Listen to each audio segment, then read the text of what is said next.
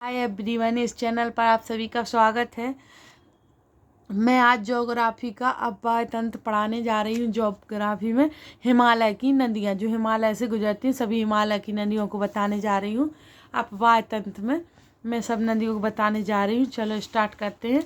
जैसे यहाँ से हिमालय की नदियाँ सिंधु, गंगा तथा ब्रह्मपुत्र हिमालय से निकलने वाली प्रमुख नदियाँ हैं, क्योंकि प्रमुख नदियाँ हैं सिंधु, ब्रह्मपुत्र, गंगा। ये प्रमुख नदियाँ हैं जो हिमालय से निकलने वाली। ये नदियाँ लंबी भी हैं तथा अनेक महत्वपूर्ण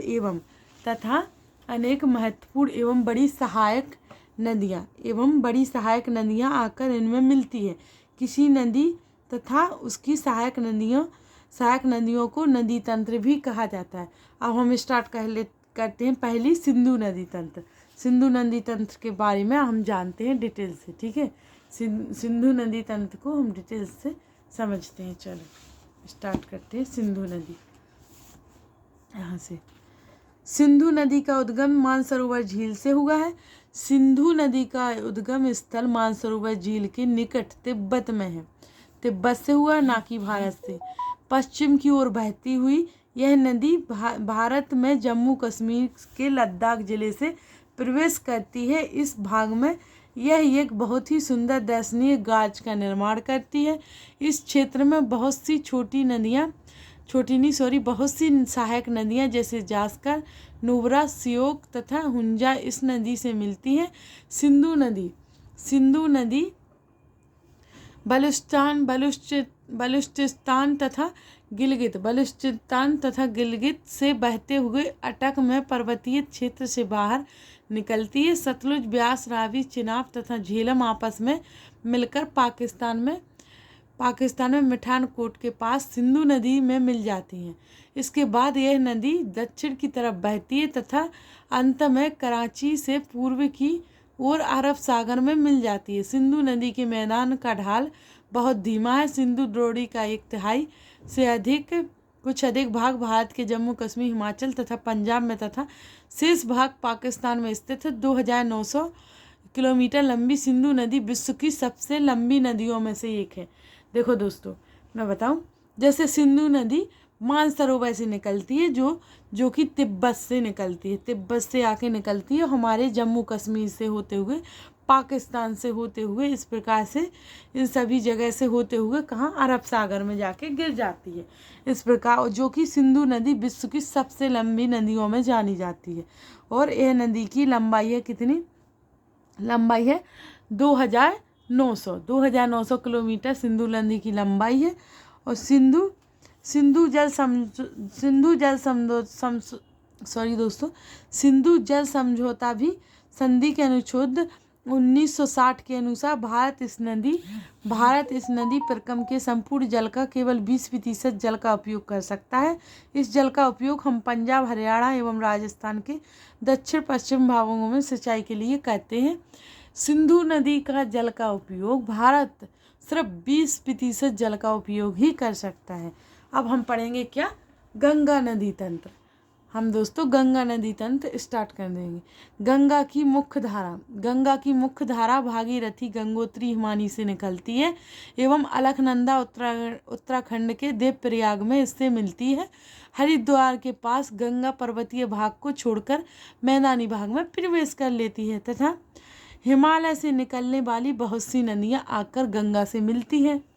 हिमालय से निकलने वाली बहुत सी नदियाँ गंगा से आकर मिलती हैं एवं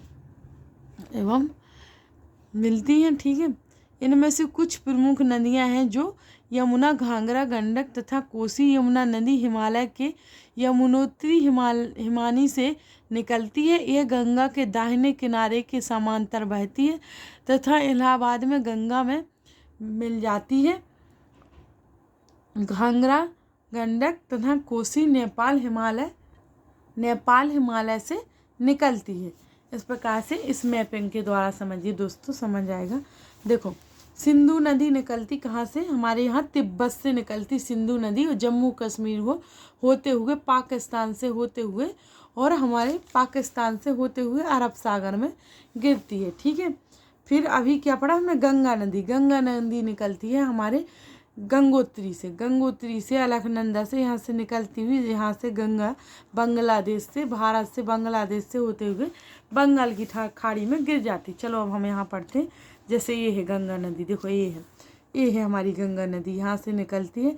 देवप्रयाग में भागीरथी एवं अलकनंदा का संबंध। यहाँ देवप्रयाग में तीनों का संगम है। गंगा, देवप्रयाग में भागीरथी, अलकनंदा सभी का संगम है।